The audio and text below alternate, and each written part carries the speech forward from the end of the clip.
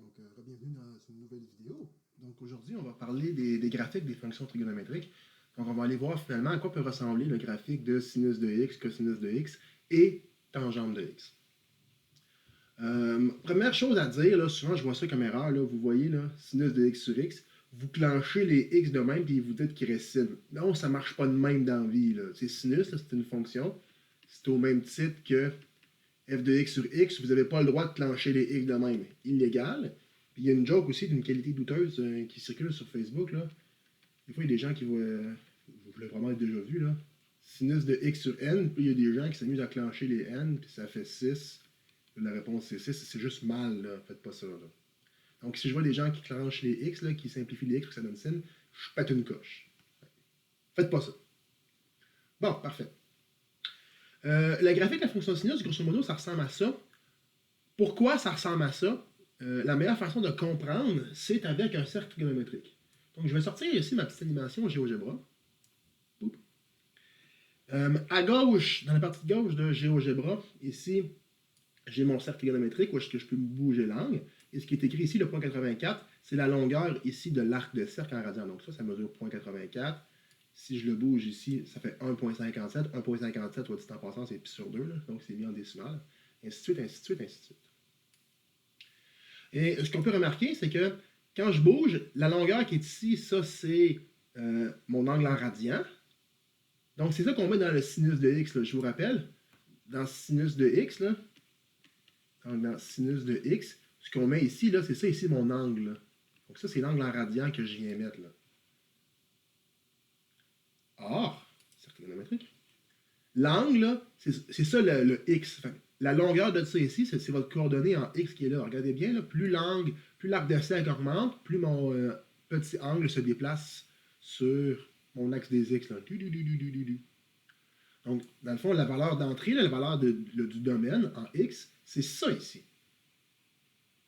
Maintenant, la valeur en y, c'est quoi?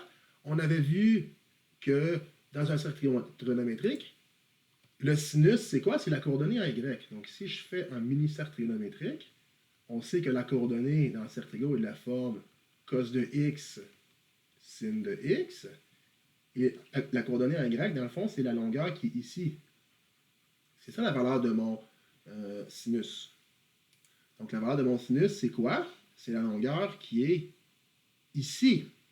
Donc, par exemple, si je vous dis sin de 0.96, ça fait combien? Ça fait la longueur qui est là. Donc, si je veux mettre ce point-là dans le graphique, ça, c'est ma coordonnée en x que je viens dérouler ici sur l'axe des x. Puis la hauteur en y, c'est carrément la longueur qui est là. Donc, si je vais enclencher mon sinus, la longueur qui est ici, c'est la même longueur qui est là, donc ma valeur en y, puis en x, je le répète une autre fois, c'est ici. Si je le prends un petit peu moins haut comme ça, là, avec un plus petit angle, donc évidemment, mon angle ici il est plus proche, et mon y va être cette longueur-là. Donc, si je le réactive, ça fait un y qui est un peu plus bas. Au contraire, si je le monte plus haut, par exemple, si je le mets à 1 ici, ben là, on voit la valeur de mon sinus, c'est 1, mon angle, c'est pi sur 2. Donc, si j'active exactement au-dessus de pi sur 2, ma longueur, c'est exactement 1. Et là, on commence à voir apparaître la première bosse du sinus. Si je continue, qu'est-ce qui se passe? L'angle continue d'augmenter, donc je continue de me tasser en x, mais le côté y, qu'est-ce qui se passe? Il redevient un peu plus négatif. Donc, je suis en train de descendre comme ça. Même chose, lui, il commence à diminuer tranquillement. Donc, lui, il diminue, il se dirige vers 0. Puis, si je le réactive, ben, c'est ça qui se passe. Ici, lui, il a augmenté et lui a diminué. Donc, j'ai baissé ici jusqu'à temps que j'arrive là où j'ai plus de côté y, donc qui vaut 0, et que j'ai un angle de pi, 3.14, exactement à pi. Je suis rendu ici avec ma nouvelle coordonnée de sinus. Si je continue, l'angle continue d'augmenter, mais là, effectivement, ici, je suis rendu dans les négatifs. Là, je suis dans les négatifs. Je continue, de plus en plus négatif, jusqu'à temps que j'arrive à moins 1. Puis après, je continue. Comme ça. Donc, là, mon négatif rediminue. Ainsi de suite, ainsi de suite, ainsi de suite. Là, il rediminue, il se rapproche encore de 0. Et on commence à voir très très bien apercevoir ici là, le sinus qui se dessine. Moi, mon animation, là, quand j'ai fini mon tour, en théorie, là, quand je suis rendu ici, il faudrait continuer, là. Sauf que moi, mon cercle Trigo, quand je reviens ici, il repense que je reviens au début, là. Donc, grosso modo, si je le laisse activer, là, si je le laisse activer pour tous les points, regardez ça, qu'est-ce qui se passe, là? Si je commence à mettre plein de points, là. Et voilà, on commence à toutes les voir. Et ça fait bien un sinus. Donc ça, c'est une forme du sinus. Évidemment, dans la théorie, si je recule, il faudrait refaire la même forme de ce côté-là. Puis quand j'avance, ça continuerait du même style. Mais grosso modo, c'est pour ça que la fonction sinus ressemble à une ondulation dans ce style-là. Là, juste pour être bien sûr, là, ça continue de même là, jusqu'à l'infini. Puis même chose devant moins l'infini. Ça fait la même ondulation jusqu'à moins l'infini. C'est juste que mon animation, je le répète, là, elle ne peut pas aller plus loin qu'un tour de cercle. Donc voilà. C'est pour ça que le sinus ressemble à ça. Première chose à remarquer, le sinus est une fonction périodique. Donc, comme on a défini plus haut, ça veut dire que c'est une fonction qui se répète après un certain nombre de temps. C'est quoi une fonction périodique? Donc, on peut vraiment la définir ici. Donc, une fonction périodique sont des fonctions qui se répètent au fil du temps. Mathématiquement, on parle de la propriété suivante. F de x plus t est égal à f de x. On avait déjà vu, là, sinus de x plus 2pi, ça me donne sinus de x. Oui, parce que si vous êtes au point ici, puis vous rajoutez un tour, donc si vous rajoutez 2pi, vous vous retrouvez là, vous êtes exactement à la même place. Donc si vous avez une fonction que quand vous rajoutez une constante, vous venez exactement au même point, c'est ce qu'on appelle une fonction périodique. La période d'une fonction périodique, c'est quoi? Donc la période, c'est la plus petite valeur de t telle qu'on a la propriété suivante. Qu'est-ce que je veux dire par là? Donc, ça fonctionne pour 2pi. Quand on rajoute 2pi, ça fait sinus de x. Et il n'y a pas une valeur plus petite qui fait la job. Sinus de pi, ça ne fonctionne pas. Si vous rajoutez un demi-tour, vous vous ramassez. Donc, si vous rajoutez pi, vous vous ramassez ici, de ce côté-là, ça ne fonctionne pas. Donc, lui, c'est le plus petit. Et ça fonctionne pour des plus grosses valeurs. Par exemple, si vous mettez ici pour sin de 4pi, si vous rajoutez 2 tours, aussi, il va faire un sinus de x. Mais ça, ce n'est pas la période, parce que ce n'est pas la plus petite valeur qui fait la job.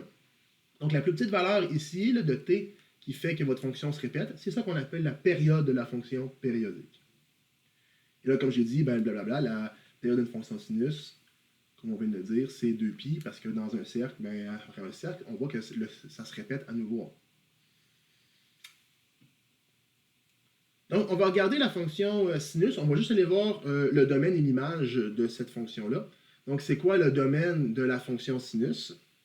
Donc, le domaine de la fonction sinus, ben, est-ce que j'ai des points sur l'axe des x qui ne sont pas utilisés? La réponse est non. Donc, j'utilise tous les points de l'axe des x. Or, le domaine du sinus, c'est les réels. Voilà. L'image, on voit très bien. Le sinus, il est pris entre moins 1 et 1. Avec ma souris, ça va aller mieux. Entre moins 1 et 1. Or, l'image est entre moins 1 et 1. Et là, la question, c'est est-ce que c'est ouvert ou fermé? La réponse est, ben, c'est fermé. Pourquoi? Parce que la valeur 1, on s'en sert. Elle est effectivement atteinte. Si je ressors mon animation, là, 1, on l'atteint vraiment ici. Là. On l'atteint 1. Donc, ça veut dire quoi? Ça veut dire qu'il est fermé. Si on n'avait pas atteint, on avait arrêté juste en dessous, là on aurait été ouvert. Voilà. Maintenant, les autres fonctions trigonométriques. Il y en a plus que ça, là, parce qu'on a cotangente, coséquente, qu'on verra un peu plus loin. Là. Mais la fonction, nous, on va s'intéresser à cosinus et tangente.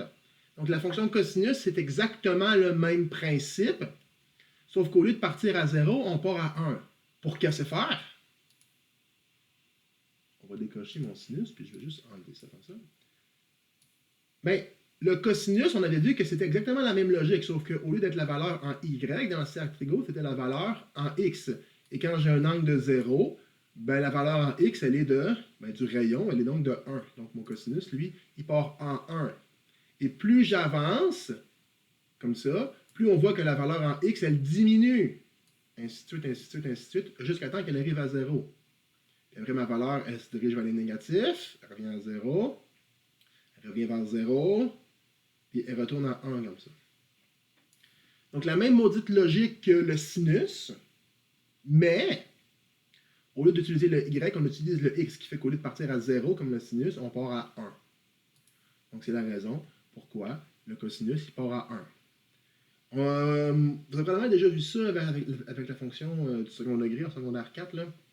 Mais dans le fond, si je dessine mon sinus ici, là, je prends en noir, donc mon sinus il est comme ça. Si je prends mon sinus là, puis je le tasse de par là-bas, donc si je prends mon sinus puis je le décale un coup, ben, qu'est-ce qui se passe? On voit que ça devient mon cosinus. C'est à peu près la pire sinus que j'aurais pu faire dans ma vie. Bougez pas, on va le refaire pour que ça soit juste un peu plus beau. Donc, effectivement, si vous prenez lui et vous le tassez, là, vous vous rendez compte qu'il va parfaitement se superposer. Puis en fait, qu'est-ce qu'on remarque? On remarque que la distance entre les deux, elle est de pi sur 2. Donc, on dit qu'il y a un décalage de pi sur 2 entre la fonction sin et la fonction cos.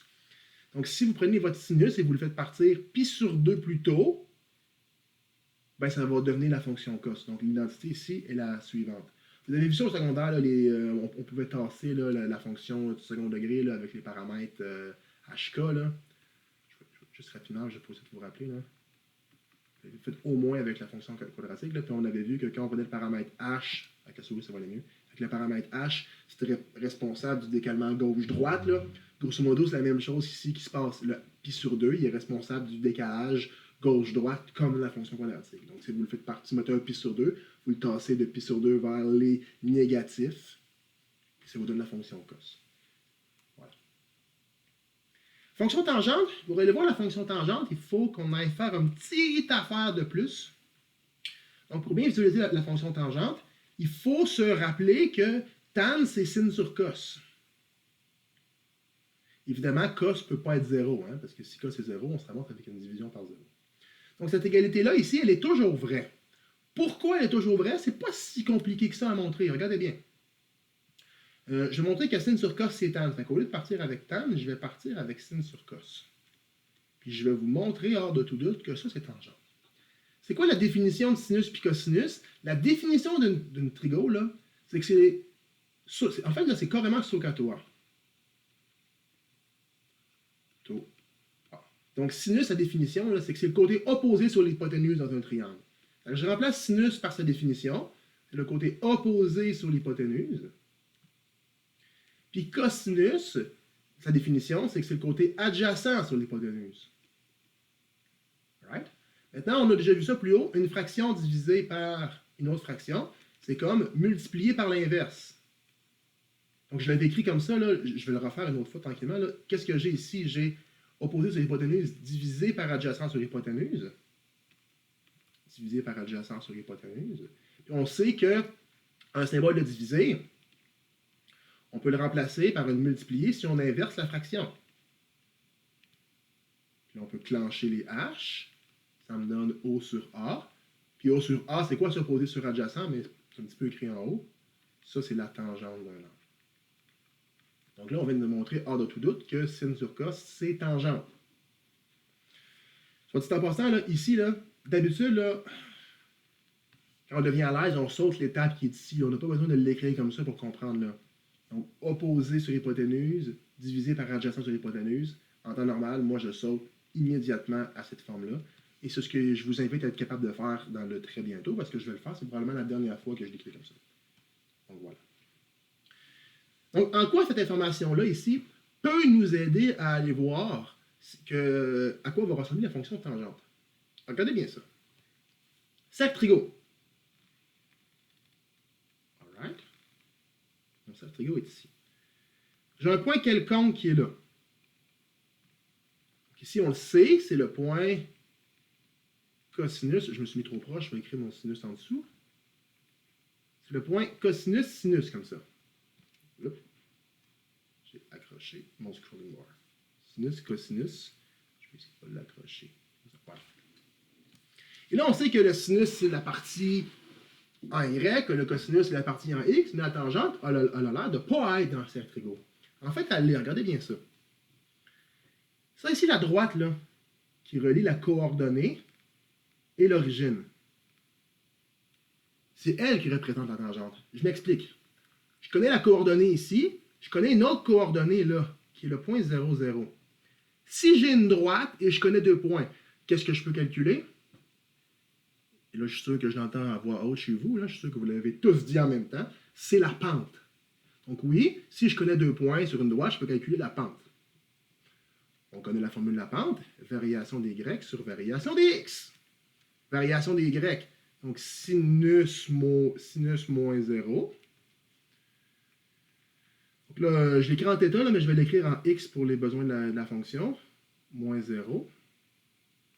Puis en variation des X, cos moins 0. Je vais l'écrire encore une fois en X, même si je l'écris en θ en haut.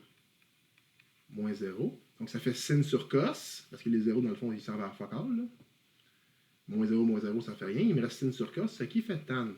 Ce qui veut dire quoi, ça, en français? Ce qui veut dire que la pente de cette droite-là, ça me donne la valeur de la tangente. Donc, dans le fond, plus votre droite, elle est haute, plus votre tangente, elle est élevée, et plus votre droite, elle est basse, plus votre tangente, elle est basse. Là, on voit que ma montre a fait fucker un peu la pixelisation. Tant pis. Donc, voilà. GeoGebra, on va enlever le sinus. Regardez bien ça. J'ai dit qu'on enlevait le cos. Comme ça. Ici, ça, c'est la valeur de la pente, n'est-ce pas?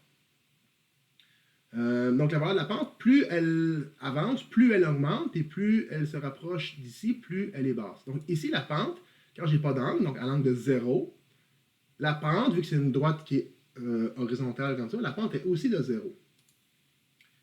Donc, ici, elle est de 0. Maintenant, plus mon angle augmente, je vais essayer de le prendre, j'ai de la misère à aller chercher. Je vais lâcher mon crayon. Blablabla. Ah, voilà. Donc, plus mon angle augmente, comme ça, donc plus je me tasse en X, plus ma pente elle devient verticale, donc plus ma pente elle augmente tranquillement.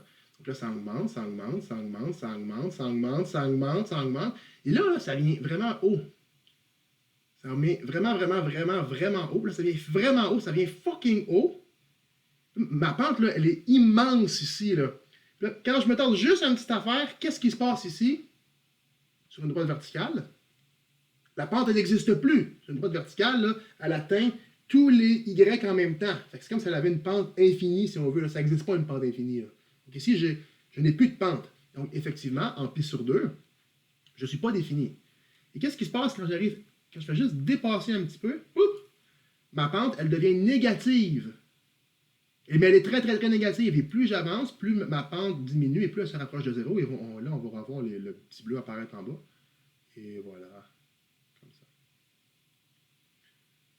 Ici. Et ici, je reviens à 0. Là, je vais peut-être juste enlever ma grosse face pour être sûr de rien cacher. Là. Donc, je suis plus là. Maintenant, on continue. Maintenant, mon angle continue d'augmenter. Donc, je continue à me tasser sur l'axe des X. Et là, ma pente, elle redevient positive. Positif, positif, positif, positif, positif. Ah, capotément haut positif. N'existe plus. Puis là, on revient négatif, mais très, très haut. Puis après, on revient comme ça, positif. Donc là, on voit que c'est des petits points. Ce n'est pas des petits points, en fait. Là, ça serait une ligne continue. C'est juste qu'il y a tellement de variations d'une position à l'autre que ça fait des petits points. Mais en théorie, c'est une ligne continue. Et ça continue comme ça à l'infini. Me revoilà. Donc voilà. Je peux le tasser, on la voit. Là. Mais grosso modo, ça fait ça. OK, super. Donc c'est pour ça que ma fonction tangente ici, elle ressemble à ça. Et à tous les multiples de pi sur 2, 3 pi sur 2, moins pi sur 2, moins 3 pi sur 2, j'ai une asymptote. On aurait pu voir ça différemment, le fait qu'on a une asymptote. On sait qu'à chaque fois que le cos va valoir 0, à chaque fois que mon cos va valoir 0, je vais avoir une division par 0. Et donc, j'aurai un point qui n'est pas dans le domaine. Et à quel endroit ma fonction tangente n'est pas définie? À tous les multiples de moins pi sur 2, pi sur 2, 3 pi sur 2. Et à quel endroit mon cos vaut 0? Moins pi sur 2, pi sur 2, 3 pi sur 2. Donc, les asymptotes de ma fonction tangente, ça correspond aux endroits où mon cosinus vaut 0.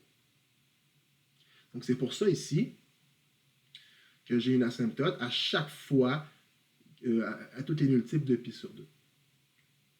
Et c'est la forme de la fonction tangente, c'est à ça qu'elle ressemble. Right? On va s'arrêter là pour l'instant. Donc, ça va terminer le cours d'aujourd'hui. On a encore un petit peu de trigo à faire. On nous rester dans les prochains cours à faire les identités trigo et à faire les résolutions d'équations trigonométriques. On verra ça dans les cours subséquents. Donc d'ici là, allez faire vos exercices et on se revoit très bientôt. Au revoir.